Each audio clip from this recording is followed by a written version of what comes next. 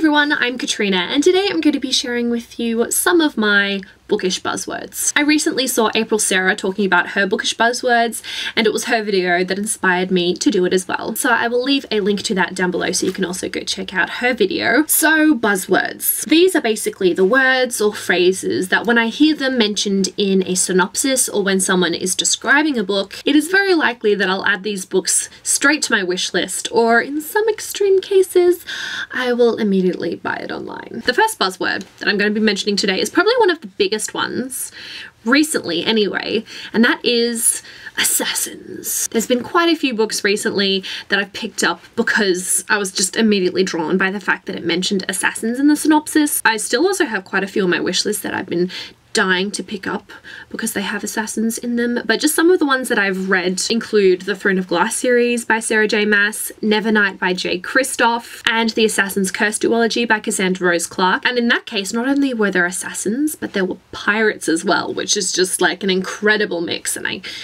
was very much impressed with those books. I'm not sure what it is exactly about assassins in books that just draws me in. Maybe it's just that badassery, because a lot of the times the ones that I've been reading, they've been female assassins as well, so it's just like, yes. The next is psychological thriller, and a couple of the books that I've read recently that fit into this category include My Sister Rosa by Justine La Balestière. The main character's younger sister is a psychopath.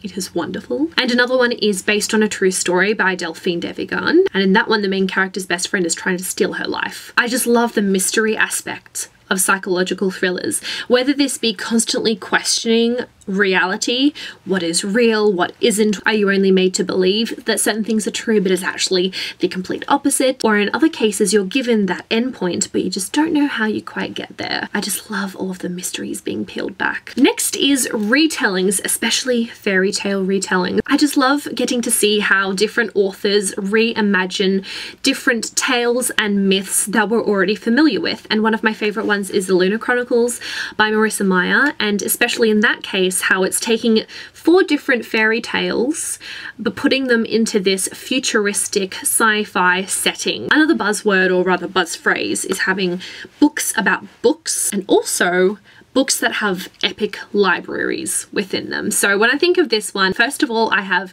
Harry Potter in mind, just all of those books about magic.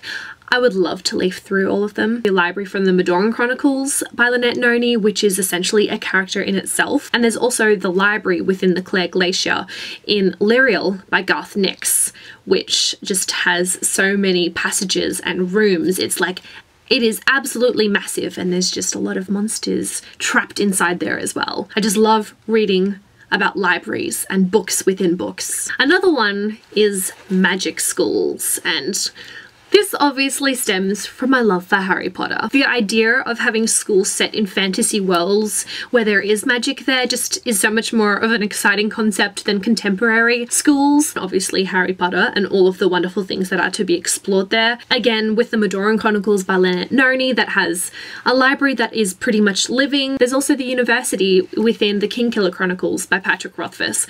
Really enjoyed the setting there as well. Next is World War II. I'm not a huge fan of historical fiction, but if there is any historical fiction that I'm going to read, it's bound to be set during World War II. Some of my favourite books are set during this period. There's The Book Thief by Marcus Zusak, The Narrow Road to the Deep North by Richard Flanagan. There's also the Codename Verity duology by Elizabeth Wayne. The way in which these stories just like really capture my heart and pummel it into the ground. They just pull at all of my heartstrings. I don't know why I find it so fascinating and why I like to torture myself so by reading such devastating books, but I do. The last buzzword that I'm going to be talking about is one that April Sarah also mentioned, and that is gender bending. So these are the situations that are kind of Mulan-esque, where a character dresses up or pretends to be their opposite gender for whatever reason. So obviously Mulan is a pretty good example of this, but I also really liked the Eon duology Zoology by Alison Goodman. One of the things I really like about this trope is